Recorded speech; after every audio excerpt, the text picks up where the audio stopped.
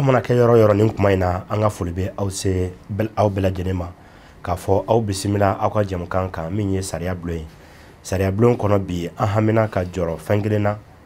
min ye kasola don ko ye an ga jamana kono hakilina be amolo bi min mina sigi o de kan o yanga bi babu ye abina sigi ne ka hakilina le thème du jour la problématique de la détention provisoire et l'engorgement des prisons au Mali. Blambolo koro ani kaso fali anga jamana kono babu bina ta ni ne kabi nango ko blambolo koro sariya do mago ko détention provisoire sani kirika ke ka ibla kaso la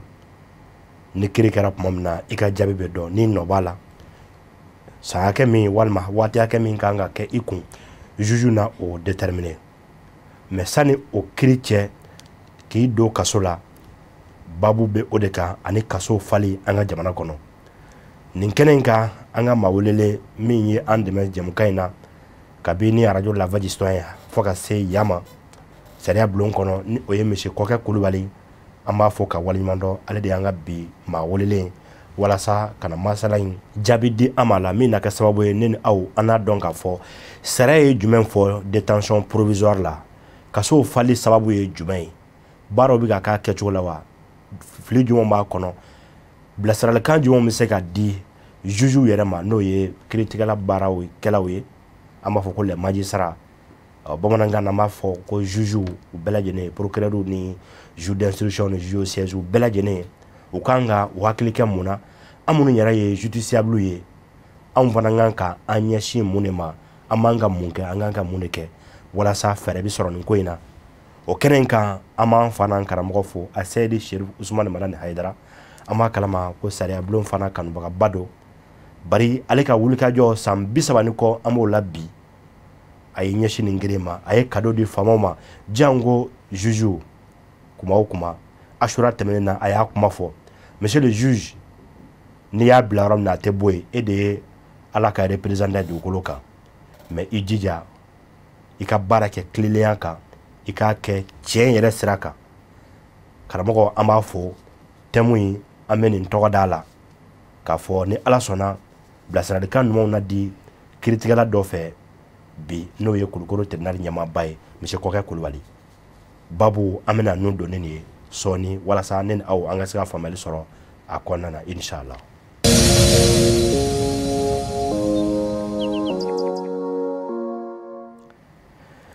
Monsieur le Président, ami fo ki wala mando ande sega ka nyina wala wato wati amako jorila ibora Kulukoro ka bobo moko kana soro ya ami fo ki wala mando kana moko kote aya ne fana ba wuru fana fo ko moko fana bi fo ika baranyuma fana na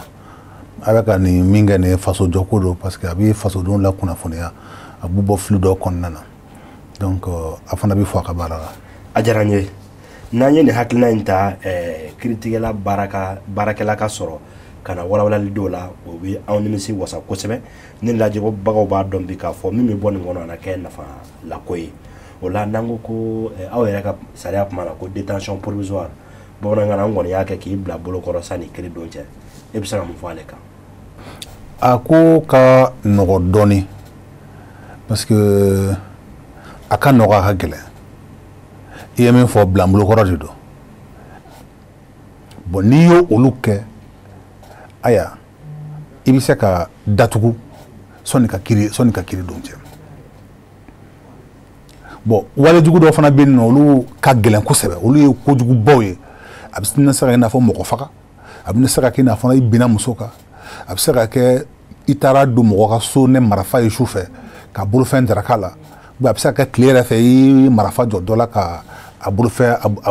fen drakala ou bien ye dang ngania sirika fo ibi do bonani na ou bien posone ke do ki posone ke do kono donc ou bien ya essayer ka fo ibi jamana re janfa donc olu wale jugu bannu olu ou bien ye jamana nafulu dun ka ta million tan ka ta fo million tan sans fait ka ta fo bon milliards la donc olu wale nu olu de olu bi jatem ko le wale jugu body wale jugu ban ni o ke opana yamara be non fana ka fo olu ko crime o kaso ba ta sanduru ka tabla fo anga sharabe niveau na bi ka tabla fi ra fakalla donc ni olu ka olu de crime donc on filɛ ka fɛn fila min fɔ nin ye no min bɛ wele ko délit no o ɲangini b'a ta tile 11 ka taa bila san 5 la ani min b'a ta san 5 la ka taa bila fo i yɛrɛ fagali la n'o bɛ wele ko crime olu de kɔnɔna sariya ko i bɛ se ka minɛ ka datugu kaso la fɔlɔ sɔnni kiiri don cɛ.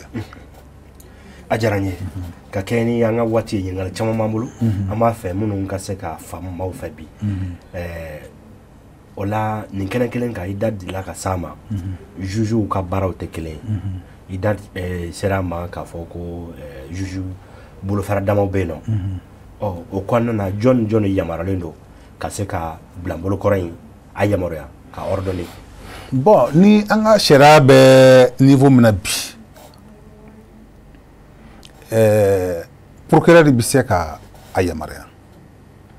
procureur bɛ se ka yamaruya minnu na o ye walejugu minnu bɛ yen nɔ n'olu ɲangini b'a ta tile 11 na ka taa bila fo san 5 la procureur bɛ se ka a yamaruya o la ale bɛ se ka papier ta bilamurukɔrɔ tɛ dɔrɔn b'a fɔ ko mandat de dépôt mɔgɔw b'a dɔn de la kosɛbɛ ko mandat de dépôt procureur bɛ se ka mandat de dépôt ko la mais ni procureur ye mandat de dépôt kɛ sariya ko normalement n'a y'a kɛ a kan k'i ka kiiri bolo da kalo 3 kɔnɔna na kiiri man ka tɛmɛ kalo 3 a man ka kalo 3 tɛmɛ. O de ye citation directe ye. O de ye citation directe ye n'a y'a bila o la n'a kɔni y'i bila kaso la citation directe in na a kan ka kiiri bolo da kalo 3 kɔnɔna na bon maintenant n'a ye kiiri bolo da problème tɛ i t'a sɔrɔ procureur fɛn fɛn bɛ yen a bɛɛ b'o o bato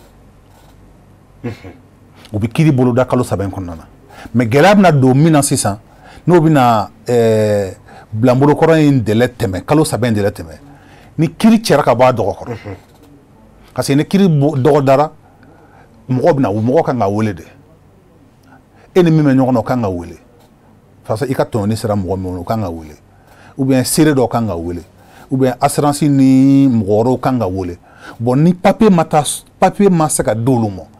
i bɛ taa sɔrɔ kiiri bɛ bɔ a dɔgɔ kɔrɔ ou bien dɔ bɛ na bon ne kiiri kɔni a bilala bi la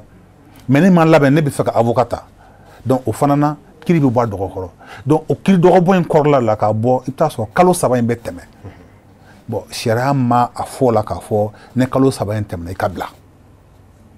donc i b'a ye dɔw bɛ to kaso la ka mɛn k'a sɔrɔ ka kiiri ma se ka kɛ donc o ye procureur bɛ se ka minnu kɛ procureur bɛ se ka bilamurukɔrɔ kɛ min na a bɛ se ka mandat de dépôt kɛ min na o ye ka walejugu minnu bɛ yen nɔ ni jamana b'olu kɔn k'olu ɲangi tile 11 ka taa bila san 5 la o ye procureur bɛ se ka kɛ maintenant o ye procureur ta fanfɛla ye maintenant dɔ de bɛ yen sisan o bɛ wele ko juge d'instruction o ka baara yɛrɛ ye sɛgɛsɛgɛli de kojuguba minnu bɛ kɛ sariya yɛrɛ ko diyagoya n'olu kɛra n'o ye crime ye wale minnu bɛ yen n'olu bɛ ɲangi ka ta tile san 5 ka taa bila fo fagali la k'olu tɛ se ka kɛ cogoya si la ni sɛgɛsɛgɛli ma kɛ fɔlɔ bon sɛgɛsɛgɛli min mɔgɔ min bilalen bɛ k'o sɛgɛsɛgɛ o de ye juge d'instruction ye. Bon monsieur le juge sanni an ka tɛmɛ o yɔrɔ kan o bɛ an nafa kosɛbɛ o kɔrɔ ye k'a fɔ ni crime kɛra ni sɔmi kɛra dɔ la k'i minɛna komi nin kɛnɛ kelen kan a b'a fɔ min ma ko présomption d'innocence y'o ɲɛfɔ an ɲɛna donc procureur tɛ se ka hali n'ale y'i minɛ ale tɛ se ka kiiri bolo da kalo 3 in kɔnɔna na ni crime de don. ni crime don procureur bɛ se ka fɛn fɛn kɛ dɔrɔn o ye ka papier dilan ka dossier bila ka taa juge d'instruction fɛ procureur tɛ se k'o kiiri kɛ. mais a tɛ se k'i ka kiiri bolo da teliya la. a tɛ se sariya de ko don ko diyagoya a bɛ papier ta de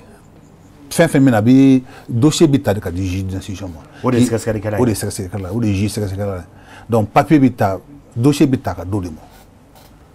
sariya de ko k'o de ye diyagoya maintenant a bɛ se ka kɛ fana hali min ye an ye minnu fɔ minnu waleya minnu bɛ yen n'olu bɛ ɲangi tile 11 ka taa bila san 5 la n'o an b'olu ko délit a bɛ se ka kɛ procureur fana bɛ se ka n'a a ko ɲagaminen don ni a ko tɛ se ka fɛsɛ kiiri la directement procureur fana bɛ se k'a ta ka o di juge d'instruction ma mais o tɛ diyagoya ye n'a y'a diya a b'o kɛ n'a ma diya a t'o kɛ a b'a bila kiiri la direct a bɛ sin ka bila kiiri la ten mais min y'a bolo diyagoya de ye o kɔni o ye ni waleya minnu bɛ yen nɔ n'olu fɛn fɛn bɛ ɲangi ka taa san 5 la n'o kaso bɛ tɛmɛ san 5 la ka taa fo se fagali ma o diyagoya de a b'o bila ka taa juge sɛgɛsɛgɛlikɛla fɛ yen. o diyagoya. o de ye diyagoya maintenant o juge sɛgɛsɛgɛlikɛla o fana bɛ se ka o fana bɛ mandat de dépôt kɛ maintenant o ka mandat de dépôt in o fana fɛn b'o la fɛn b'o la sariya ko k'a ka mandat de dépôt ko wala bɛ yen nɔ ni o kɔnnen don ko o kaso tɛ tɛmɛ san 2 kan a tɛ san 2 bɔ ou bien a tɛ tɛmɛ san 2 kan ko ni i bɛ Mali la i sigiyɔrɔ dɔnnen don ko a man ka se ka mandat da i kan. A m'o faamu kosɛbɛ. Ko mɛ n'a y'a da i kan a kaso man ka tɛmɛ i man ka mara ka tɛmɛ kalo 3 kan. Monsieur le juge ɲama i ko nin kɔrɔna in ɲɛfɔ an ɲɛna dɔɔni. Ko normalement mɔgɔ min bɛ yen nɔ n'a a tigi sigilen bɛ Mali la a sigiyɔrɔ lakodɔnnen don a nɔminɛnen bɛ waleya min na k'a y'o waleya jugu kɛ sɔmi kelen b'a fɛ k'a fɔ k'a ye waleya jugu min kɛ n'o waleya jugu ɲangini sariya fɛ o tɛ san 2 bɔ ou bien a tɛ tɛmɛ san 3 kan a bɛ san 1 tile 11 ka taa bila fɔ san 2 la mais kaso in kɔni tɛ tɛmɛ san 2 kan ko normalement juge d'instruction man ka se k'i datugu mais hali n'a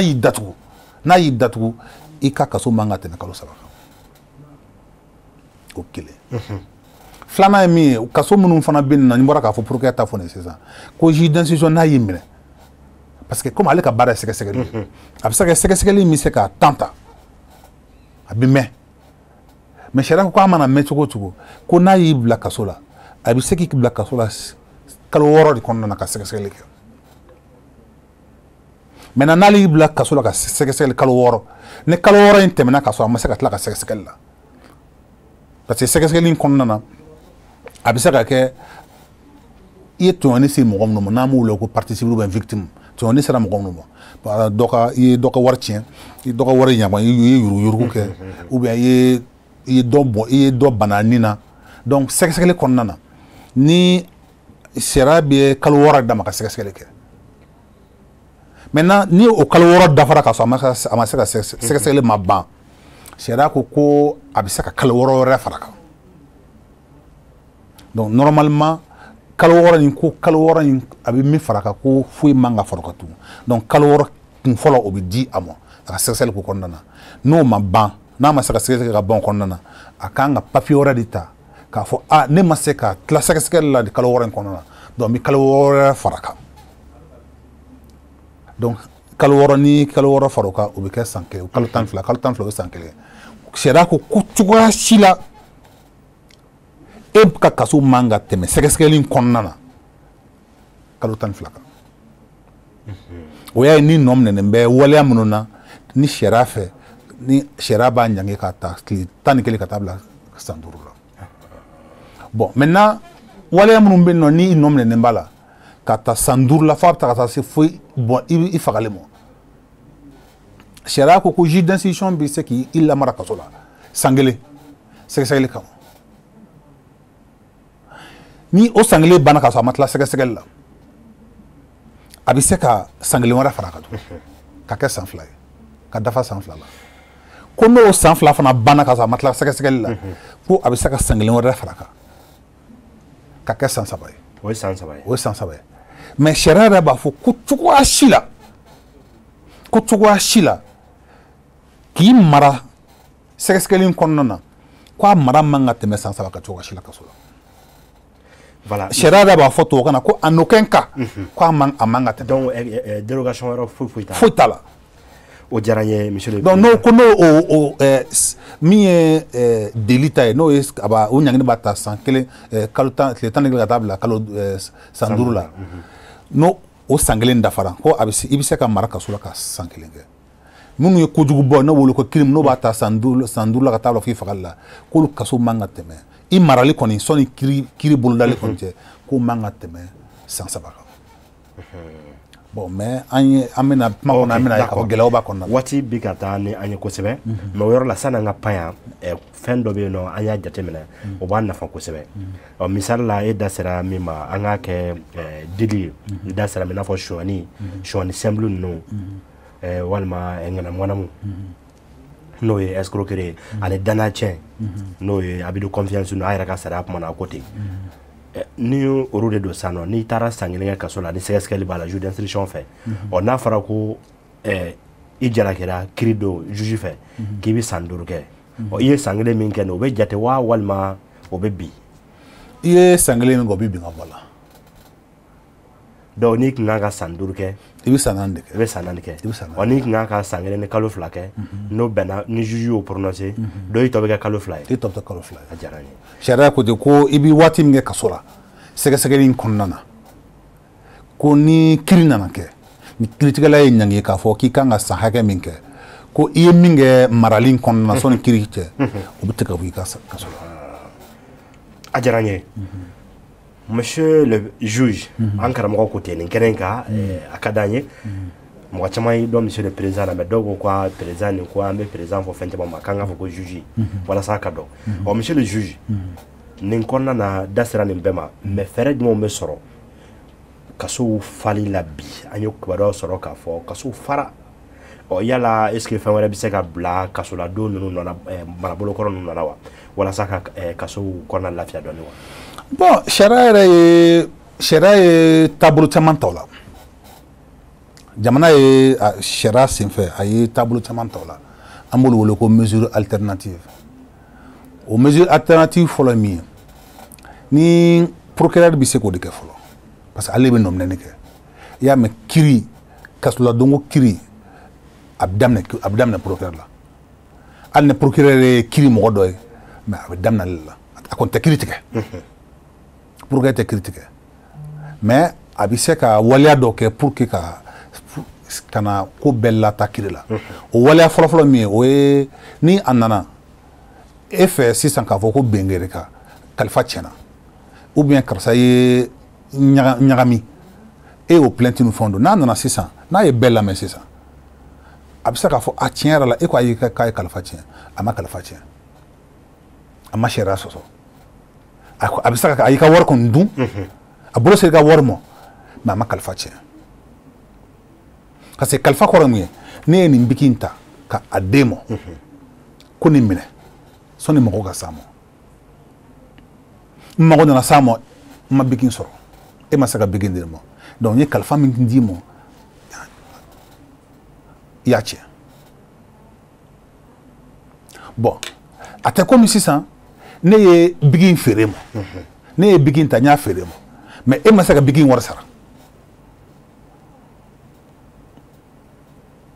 a bɛɛ la biki bɛ d'e ma biki kɔni bɛ tɛ e bolo kɔnɔ mais a taa kun tɛ kelen ye fɔlɔ ye a dir'i ma a kalifa a minɛ sɔnni ka na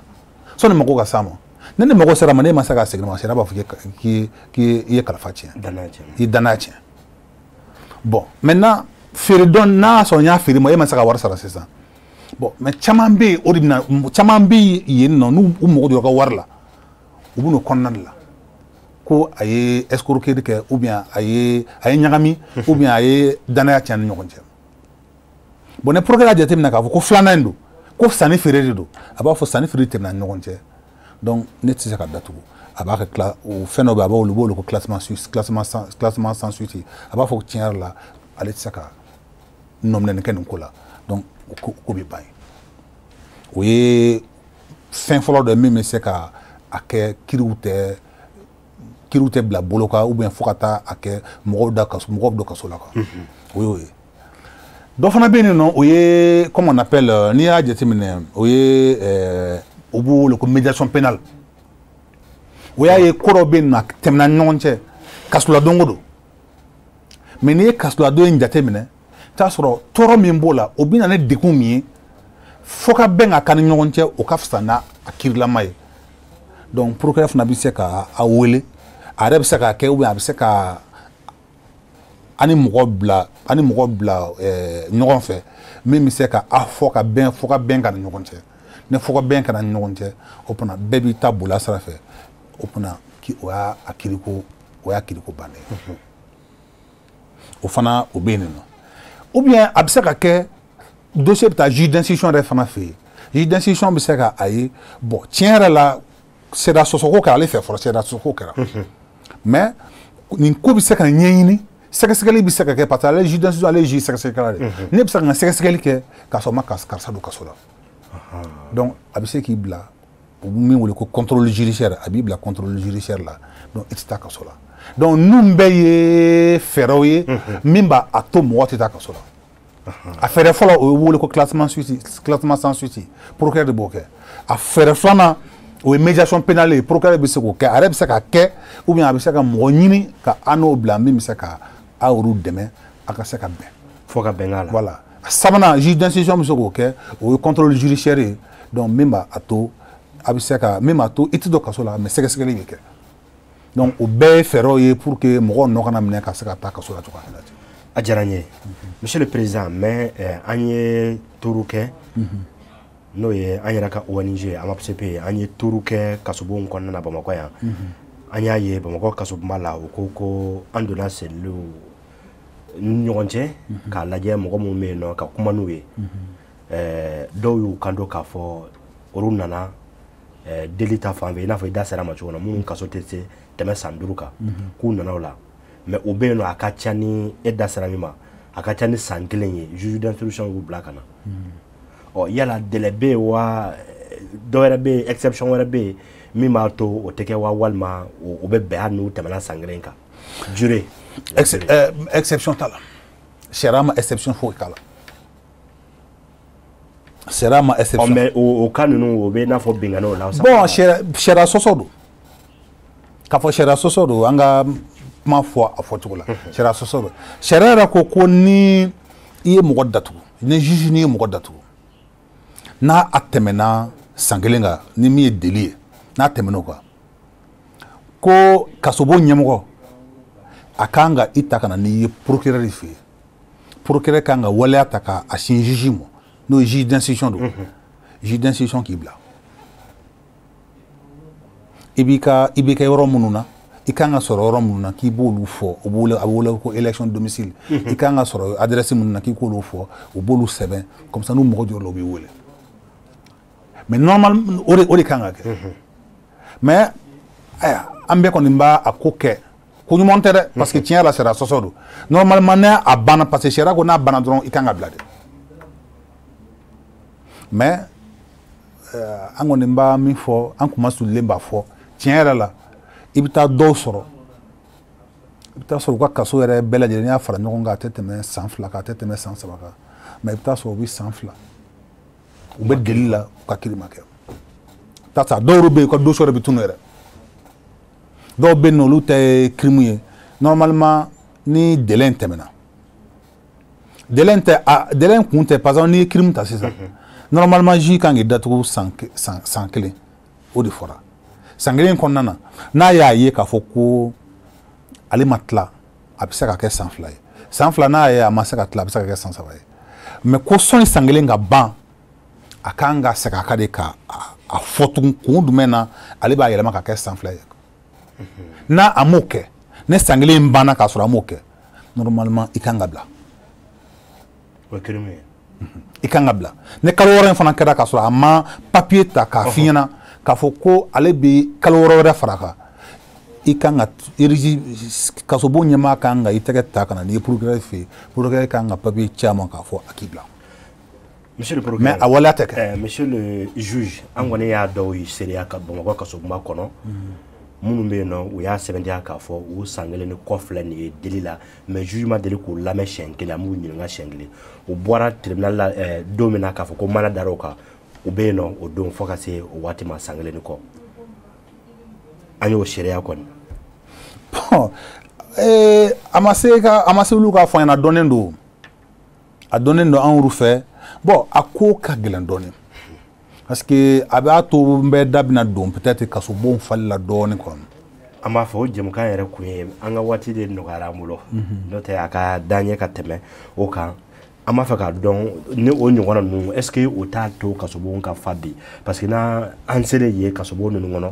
mɔgɔw tuma hali an talen kɔlɔnjɛba an donna kaso kɔnɔna na i b'a ye kuma caman na maa minnu man kiiri ma kɛ u ka ca ni minnu kiirila k'a fɔ u b'u ka kaso fɛn dɔn. oui o bɛ yen ma bɔn ma o bɛ yen mais kasobon fali bɛɛ tɛ n'i ye kasobon in fali ta ko caman b'a la quoi n'i ye Bamakɔ kasobon ta u ka fɔcogo la kasobon in jɔra mɔgɔ 400 dɔɔnin de kama mais a y'a sɔrɔ hali Bamakɔ tɛ mɔgɔ 1 million bɔ mɔgɔ 1 million joli b'a kɔnɔ bi Donc voilà. Donc abi jo wati mina a jora mo ko kemena ne don kama mais ya bi mo ko jama tiara bo o kelen flana e mi aya folo vagabond ni fen chama chama be no lu kuma ko dugu ke kuma bangya fe ko sebe mais bi ko dugu ke bangina parce que moto tiara drogue tiara alcool tiara donc mo bi fen chama chama ke lu bebe donc dongo do ko dugu de be ka ke jama tiara ko dugu be ka ke donc jagoya la no ko jugu kala tali jiu mo ne umra wala te jiu bo ne kaso ko bu blaga tayle donc au fana au bala mais également juge fana mancha ta soro mu juge kelen kanga juge fla ou bien ça kanga bara minke ta soro a bara bita de juge kelen mo donc gela ba konana donc nous yi datu kaso la ta soro abi gela au bolo bara bi tia au bolo pour que quoi c'est ka belle la main wati folin konana ko au bala mais mi fana bala anga tien fana fo bon warko fana yurgu fana bisa ka do konna parce que ni anga jamana reta ka jamana reta bulu la jem administration akara justice akara administration moko bala warko bala o malheureusement bi o baka do ko konna na o fana ko indu ba jo chama parce que moko munum benino ni moko bolo ka seka magre jula ka jiw lajɛ i bɛ taa sɔrɔ olu ka dossier bɛ ta de ou bien mɔgɔ minnu bɛ yen nɔ ni mɔgɔ b'u bolo ka avocat ta avocat bɛ taa ka se k'olu ka dossier nɔfɛ i b'a sɔrɔ olu bɛ ta ou bien mɔgɔ min bɛ ne faama b'u bolo n'o bɛ se ka kuma u nɔ na n'o bɛ se ka juge wele allo monsieur le juge nin ye n ka mɔgɔ ye i bɛ taa sɔrɔ olu bɛ ta maintenant minnu bɛ yen nɔ ni mɔgɔ t'olu bolo bon a ka ca ala fɛ ni mɔgɔ ɲɛnama ma bɛn e ka dossier in bilalen bɛ to yen wa ibi ni tara ni ya ɲɔgɔnna kɛmɛ ta kaso bon kɔnɔna ka ko minnu bɛ yen nɔ k'olu ka fɛngɛ ta ban olu ka délai tɛmɛnen don waati min dir'olu ma ko sɛgɛsɛgɛ ka kɛ k'a tɛmɛnen don n'i y'a mɔgɔ kɛmɛ ta i bɛ taa sɔrɔ mɔgɔ 90 i bɛ taa sɔrɔ mɔgɔ de t'o bolo donc o y'anw juge ka responsabilité a diyara n ye monsieur le juge an ka waati banna n bolo pe waati min dira ma a kɔni banna ɲininkali caman de bɛ ne bolo nin kɛnɛ in kan waati min kalifara na waati kɔni banna ladilikan jumɛn b'e bolo sisan k'a ɲɛsin jugew ma ani an minnu ye justiciable ye n'an ye jamanadenw ye i ka an bilasira. Bon i b'a dɔn ladilikan in filɛ nin sisan an kɔni an ye caman fɔ a la quoi ne bɛ min fɔ jamanadenw ɲɛna min ye kasoladonko ninnu ye min ye sariya yɛrɛ ye u b'a fɔ tubabukan na ko un mauvais arrangement vaut mieux qu'un bon procès n b'a fɔ bamanankan na ko bɛnkan jugu a ka fisa ni kiiri ɲuman ye u k'a essayer ko dɔ bɛ u ka dilan u ni ɲɔgɔn cɛ n'i donna n'a ye kiiri kɔnɔna na a bɛ taa laban ko ko ma e t'a dɔn i ni mɔgɔ ɲɛnama bɛ se ka bɛn i ni mɔgɔ lankolon bɛ se ka bɛn donc a ka ca ala fɛ et surtout n'olu ye kiiri ninnu caman bɛ yen nɔ surtout wariko ninnu ta fanfɛla la sisan n'u y'a kiiriw ta ka taa n'a ye sariya bulon na ni souvent sariya souvent i bɛ taa sɔrɔ waati dɔw b'a la sariya minnu juge yɛrɛ a diyagoyalen bɛ k'a tigi bila taa kaso la parce que ni mun na a b'a bila ka taa parce que i bɛ taa sɔrɔ wari bɛ min na wari t'a bɔ a tɛ se ka wari sɔrɔ ka wari in ci parce que wari ma se ka sɔrɔ o de y'a to nana tribunal la bon min fana nana juge fɛ yen ni juge fana y'a kɛ cogo dɔ u b'a fɔ ah parce que o y'an ka jamana taabolo de ye u b'a fɔ ko ah juge yɛrɛ a corrompira u b'a fɔ ko juge corrompira ko wari dira juge ma ko de y'a to juge ta k'o ta sɛbɛn la donc ni juge y'a bila ka taa kaso la sisan donc u b'a fɔ ko peut-être mɔgɔ bɛ se ka sɔrɔ a kɔ n'o bɛ se ka kɛ muso u bɛ se ka kɛ denw u bɛ se ka kɛ balimakɛ u bɛ se ka kɛ balimamuso ye ou bien somɔgɔ dɔ kɔni bɛ se ka sɔrɔ a kɔ min bɛ se ka na wari in sara ko n'a taara kaso la bon mais u bɛ ɲinɛ min kɔ n'i ye mɔgɔ bila ka taa kaso la n b'o o kangari dɔ ye n'i ye mɔgɔ bila ka taa kaso la a gɛlɛya fɔlɔ-fɔlɔ ye min ye sisan e t'a bila ka taa o juge de b'a bila ka taa o a caman bɛ yen olu bɛna teriya ɲini juge de fɛ pour que juge ka se k'a bila parce que i bɛ taa sɔrɔ u bɛna minɛ bɛ wari min na wari in tɛ sɔrɔ wari in bɛɛ t'u bolo maintenant u bɛ minɛ min sɔrɔ a ka ca ala fɛ u bɛna juge de fɛ u bɛ teriya ɲini juge fɛ bon n'u ye juge fɛ teriya sɔrɔ juge b'a bila ni juge y'a bila ah m'a fɔ e bolo tɛ di e ka wari kan dɛ ma ibi memunu mun na de bon niye kaso ke aya abora wari nta wolo ka sara bon maintenant économie to munum na taga segila ka tiala fe iba fo kibi tato ala mon mais ima ta ala mon parce que ibi décédé oui même mi fu na ka benga foka ben ko bla sans fait ka teme akirika mi fu na maintenant mi fo en fana nyere fana baraga nyogonya shera ko kiri ko kasula don ko ne dessert kerade ko ne dessert kerade ko ka mo blata kasola ko sinon ko principe re mi ala da mi sekesel ka kefolo soni mo ka blata kasola kiri tikara bi saka mo blata kasola mais mo mo numbe no lu bi kiri laben ko kana mo blata kasola kasi ni mo blata kasola absaka na cheni chamanya ko e ba blata kasola soni kiri chere ne kiri na ka avoka notala dum waso ya blata kasola ne homme d'affaires do ta soro kiri mo bi sekala demati ta soro bo ka dema ko bara bi tien to bi tien o fenchama chama ko na donc oni mbeka nga jate mine soni ka mo blata kasola ne bi seka la legala mu fo mo ye an baraka nyoye o de ne a jaranye monsieur le juge ami foki wala mando anga ma wolele ale de kunye monsieur Koke Kulubali bi Kulukoro tribunal ba président do nango ma président du tribunal de grande instance de Kulukoro ale de me amolo koroni haknenka aman fana karamoko fo a Seydi Cheru Ousmane Marani Haidara sambi sabani ko wulika jo ala nana ka sababu ye an filɛ ka masala o de ka bi jamukan kɔnɔ min ye sariya bulo ye ma dɔn k'a fɔ karamɔgɔ nin n'a nisɔndiya kosɛbɛ juge bɛ jamana in kɔnɔ minnu bɛ ka baara kɛ nin cogo in na o mana kɛ ala k'an n'aw dɛmɛ sariya bulo ne b'a fɔ ne ni aw ala ɲɔgɔn sɔrɔ waati wɛrɛ ɲininkali caman b'an bolo waati banna aw k'a mɛn o la waati wɛrɛ salamu aleykum warahmatulahi taala wabarakɛtu